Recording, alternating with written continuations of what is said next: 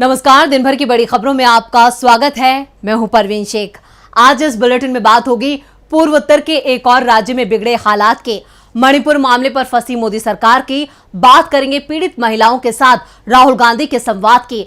Trollers के निशाने पर आए चीफ जस्टिस डीवाई चंद्रचूड़ की। साथ ही जानेंगे कैसे जातिगत जनगणना पर फंस गई बीजेपी। और बुलेटिन के आखिर में बात होगी 1 अगस्त से होने जा रहे बड़े बदलावों की। इसके साथ ही और भी कई बड़ी खबरों से आपको करवाएंगे रूबरू। लेकिन तमाम बड़ी खबरों से पहले एक नजर सुर्खियों पर। दिल्ली में यमुना का जलस्तर फिर खतरे के निशान के बाद निचले इलाकों को खाली कराने में जुटा प्रशासन। मौसम विभाग ने जारी किया अलर्ट। तीनों सेनाओं में कुल 11,266 अधिकारियों की कमी। खाली पड़े पदों पर रक्षा मंत्रालय का बयान। कहा, कोरोना के दौरान अधिकारियों की कम हुई भर्ती। BR अम्बेडकर की तस्वीर कोर्ट में लगाने की मद्रास हाई कोर्ट ने नहीं दी इजाजत। कहा, तमिलनाडु और पौंडीचेरी की अदालतें केवल महात्मा गांधी और तिरुवल्लुर के फोटो ही लगा सकती हैं। ट्रायल्स में बजरंग पूनिया को छूट दिए जाने पर पहलवान विशाल कालीरमन का बयान। कहा, लगातार 5 बाउट जीतने के बाद भी मुझे मौका नहीं मिलेगा। ये तो थी सुर्खियां और अब बात आज की सबसे बड़ी खबर की। मणिपुर में महिलाओं के साथ बदसलूकी की घटना का असर पड़ोसी राज्य मिजोरम में देखने को मिल रहा है। अब मिजोरम में भी हालात बेकाबू होते जा रहे हैं। मिजोरम में रह रहे मैतेई समुदाय ने पलायन शुरू कर दिया है। हालात को देखते हुए मणिपुर की सरकार ने भी लोगों को विमान से लाने की पेशकश की है। क्या है पूरी खबर, देखते हैं ये रिपोर्ट। मणिपुर में 4 मई को भीड़ ने 2 महिलाओं के साथ जो बदसलूकी की, उसका वीडियो 19 जुलाई को सामने आया। उसके बाद से राज्य में टकराव बढ़ गया है। चूड़ाचांदपुर और इम्फाल के पास मैतेई और कुकी समुदाय के बीच शनिवार को रात भर फायरिंग हुई।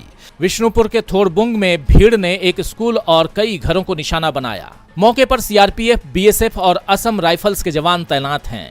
वायरल वीडियो सामने आने के बाद से पुलिस ने अब तक 7 लोगों को गिरफ्तार कर लिया है, जिसमें एक नाबालिग भी है। इस बीच आज दिल्ली महिला आयोग की प्रमुख स्वाति मालीवाल मणिपुर जा रही हैं, लेकिन सरकार ने उन्हें मणिपुर जाने की इजाजत नहीं दी है।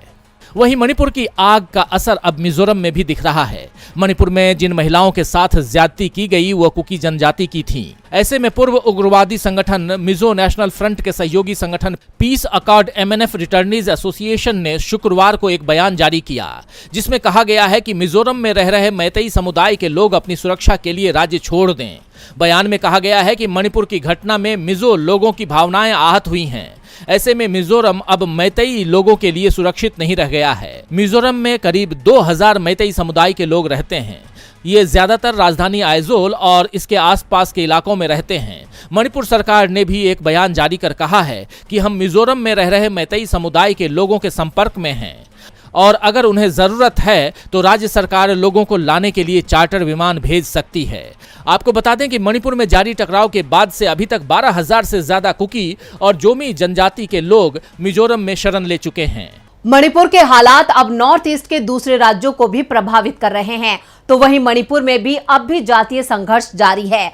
मणिपुर को लेकर मोदी सरकार और बीरेन सरकार पूरी तरह से नाकाम हो गई है, जिस पर अब अमेरिका की तरफ से भी बड़ा बयान सामने आया है। देखते हैं ये रिपोर्ट। मणिपुर के मामले को लेकर मोदी सरकार की दुनिया भर में किरकिरी हो रही है। ब्रिटेन की संसद में ये मुद्दा उठ चुका है। यूरोपीय यूनियन ने तो प्रस्ताव तक पास कर दिया। फ्रांस, अमेरिका चिंता जता चुके हैं और अब भारत में अमेरिका के राजदूत एरिक गारसेटी ने भी इस मामले में भारत को चेतावनी दी है। अमेरिकी राजदूत ने कहा कि वो मानवाधिकारों और लोकतंत्र की रक्षा के लिए प्रतिबद्ध हैं और इसके लिए आगे आने में संकोच नहीं करेंगे। अमेरिका भारत संबंध लोकतंत्र, मानवाधिकारों और नागरिक समाज के प्रति हमारी आम प्रतिबद्धता पर आधारित होना चाहिए। यह हमारे संविधानों में निहित है। मानवाधिकार, लोकतंत्र की रक्षा हमारी विदेश नीति का स्तंभ है। मैं सक्रिय रूप से इन मुद्दों को उठाऊंगा। मणिपुर मानवीय चिंता का विषय है। ऐसी हिंसा की चिंता करने के लिए भारतीय होने की जरूरत नहीं है।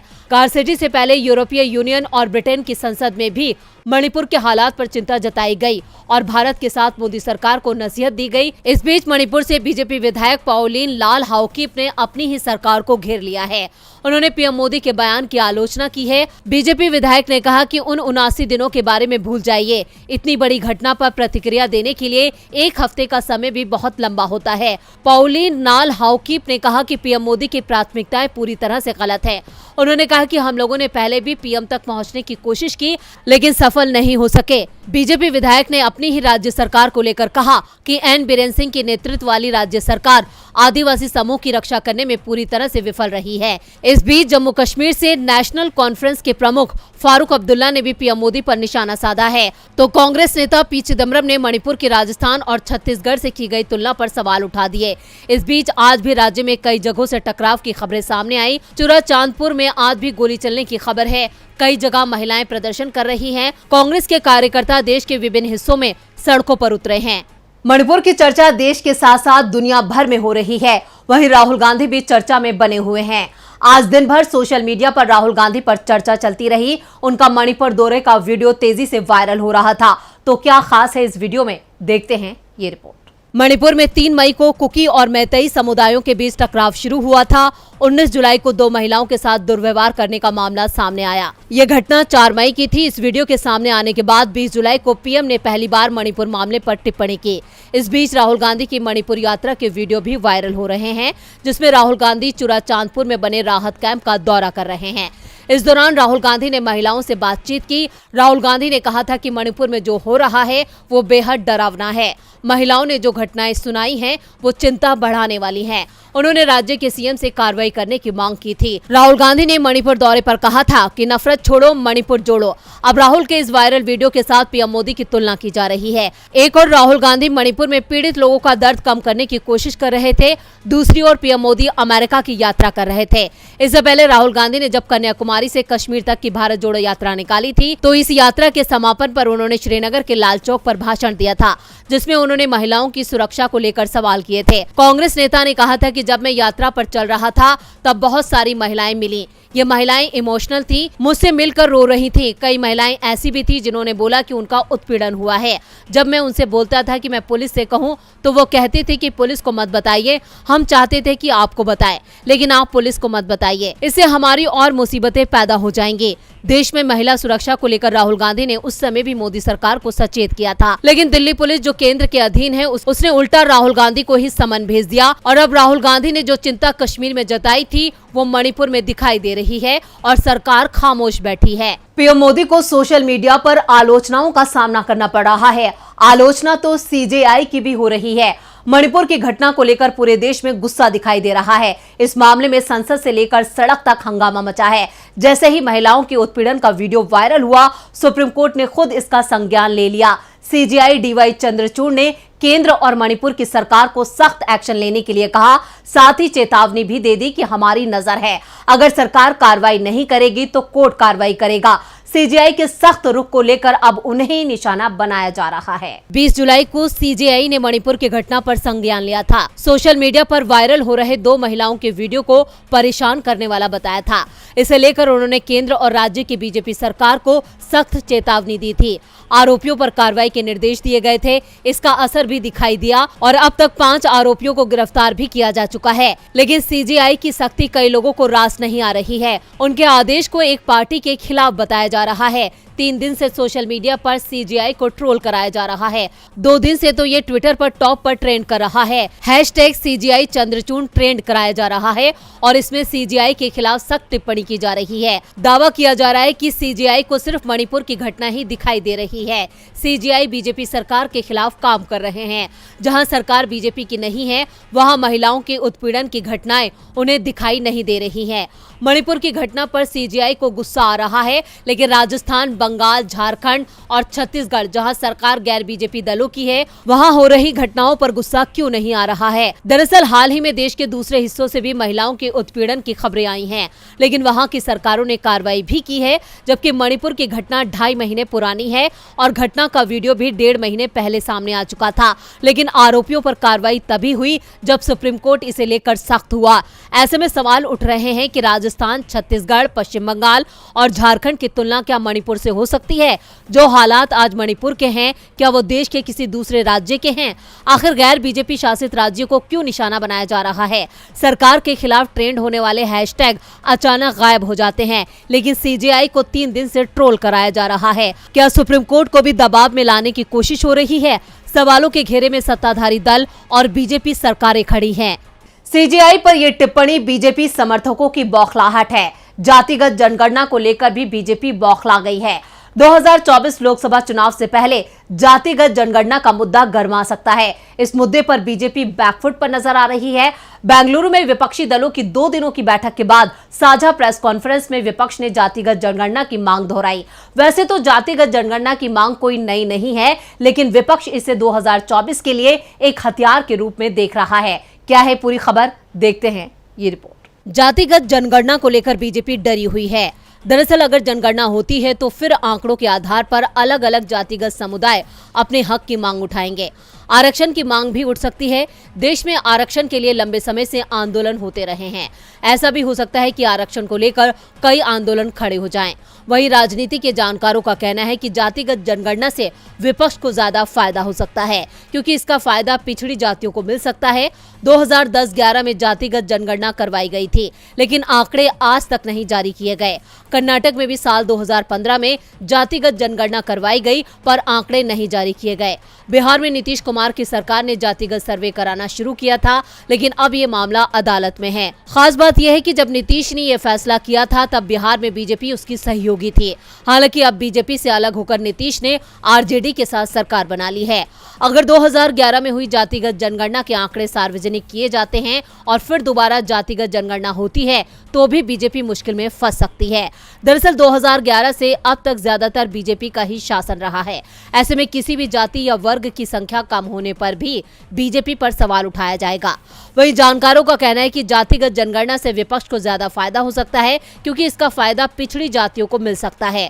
अब देखना होगा कि कैसे विपक्षी दल जातिगत जनगणना को लेकर बीजेपी को घेरते हैं और जनता तक जातिगत जनगणना की बात कैसे पहुंचाते हैं, क्योंकि बीजेपी लगातार जातिगत जनगणना का विरोध कर रही है और उसे अपना वोट बैंक खिसकता नजर आ रहा है। बीजेपी जातिगत जनगणना का विरोध कर रही है, वहीं सिंधिया समर्थक ही अब उनका विरोध कर रहे हैं। सिंधिया समर्थक विधायक ने 50 करोड़ लेकर सिंधिया के साथ बीजेपी का दामन थामा था। यह आरोप विपक्ष का नहीं बल्कि बीजेपी नेता ने लगाया है। क्या है पूरी खबर, देखते हैं ये रिपोर्ट। जजपाल सिंह जज्जी ज्योतिरादित्य सिंधिया के कट्टर समर्थक हैं। 2018 में उन्होंने अशोकनगर विधानसभा सीट से कांग्रेस उम्मीदवार के तौर पर चुनाव लड़कर जबरदस्त जीत दर्ज की थी। 2020 में सिंधिया ने कांग्रेस से बगावत कर बीजेपी का दामन थामा तो जजपाल सिंह जज्जी कांग्रेस छोड़कर भाजपा में आ गए और 2020 के उपचुनाव में भारतीय जनता पार्टी के टिकट पर चुनाव लड़ा। उस समय सिंधिया समर्थकों पर करोड़ों रुपए लेकर इस्तीफा देने के आरोप लगे थे। अब भाजपा के ही नेता अशोकनगर से 2 बार पार्षद रहे रोशन सिंह यादव ने इन आरोपों पर मोहर लगा दी है। उन्होंने मध्य प्रदेश हाईकोर्ट के ग्वालियर बेंच में एक याचिका की सुनवाई के दौरान कहा कि जजपाल सिंह जज्जी ने 50 करोड़ रुपए लेकर विधायकी से इस्तीफा दिया था। आपको बता दें कि जजपाल सिंह जज्जी पर फर्जी अनुसूचित जाति प्रमाण पत्र के आधार पर चुनाव लड़ने का मामला है और ये मामला हाईकोर्ट में चल रहा है। उसी मामले की सुनवाई के दौरान जब भाजपा पार्षद रोशन सिंह यादव का काउंटर टेस्ट किया गया तो उन्होंने जजपाल सिंह जज्जी के 50 करोड़ लेकर इस्तीफा देने की बात कही। हालांकि उनसे ऐसा कोई सवाल नहीं किया गया था। फिर भी भाजपा नेता का सिंधिया समर्थक विधायक के विरुद्ध ऐसा कहना कई सवाल खड़े करता है। अब जनता है तय करे कि सिंधिया समर्थक करोड़ों में बिके थे या नहीं। और बुलेटिन के आखिर में बात 1 अगस्त को होने वाले बड़े बदलावों की। 1 अगस्त को आम आदमी की जिंदगी में कई अहम बदलाव होने जा रहे हैं। एलपीजी सिलेंडर की कीमतों से लेकर कई बैंक अपने लेन देन की प्रक्रिया में अहम बदलाव कर सकते हैं। त्योहारी सीजन शुरू होने के चलते बैंक फ्रॉड को लेकर भी कुछ कदम उठाए जा सकते हैं। देखते हैं ये रिपोर्ट। वैसे तो हर महीने की 1 तारीख को फाइनेंस से जुड़े कुछ ना कुछ बदलाव जरूर देखने को मिलते हैं, लेकिन 1 अगस्त आपके लिए खास है क्योंकि इस महीने त्योहारी सीजन की शुरुआत होने जा रही है। त्योहारों पर कुछ बैंक अपने ग्राहकों को ऑफर देते हैं। यही नहीं, पैसे के लेन देन से जुड़े बदलाव 1 अगस्त 2023 को आपको देखने को मिलेंगे। बैंक ऑफ बड़ौदा से लेकर दूसरे बैंक भी हैं जिन्हें अपने ग्राहकों के लिए कुछ अन्य सुविधाओं को शुरू करना है। साथ ही reserve bank of India bank fraud को रोकने के लिए प्रोटेक्शन ऐप लॉन्च करने जा रहा है। आपको बता दें कि 1 अगस्त से बैंक ऑफ बड़ौदा चेक से जुड़े कुछ नियमों में बदलाव करने जा रहा है। वहीं देश का सबसे बड़ा बैंक SBI और HDFC अपने ग्राहकों को क्रेडिट कार्ड यूज पर कुछ छूट की घोषणा भी कर सकते हैं। हालांकि इसकी सिर्फ चर्चा है, साथ ही भीम ऐप के माध्यम से अब क्रेडिट कार्ड से भी भुगतान हो जाएगा। हालांकि ये सुविधा शुरू हो चुकी है, लेकिन इसकी आधिकारिक घोषणा 1 अगस्त को होने की उम्मीद है। बैंक ऑफ बड़ौदा की बात करें तो 5 लाख रुपए से अधिक अमाउंट वाले चेक पेमेंट के लिए पॉजिटिव पे सिस्टम लागू कर दिया गया है। वहीं आपको बता दें कि हर महीने की 1 तारीख को पेट्रोलियम कंपनियां घरेलू गैस यानी 14 किलोग्राम के सिलेंडर रेट रिवाइज करती हैं। पिछले कई महीनों से रसोई गैस की कीमतों में कुछ बदलाव देखने को नहीं मिला है, लेकिन कमर्शियल सिलेंडर के दाम जरूर बढ़ाए गए थे। उम्मीद जताई जा रही है कि 1 अगस्त को रसोई गैस के सिलेंडर के दामों में कुछ इजाफा हो सकता है। हालांकि ऐसी कोई आधिकारिक घोषणा नहीं हुई है। आपको बता दें कि अभी रसोई गैस के सिलेंडर ज्यादातर शहरों में 1120 रुपए का मिल रहा है। ये बदलाव 1 अगस्त से आपकी जेब पर भारी पड़ने वाले हैं। आज इस बुलेटिन में इतना ही। देखते रहिए DB लाइव। नमस्कार।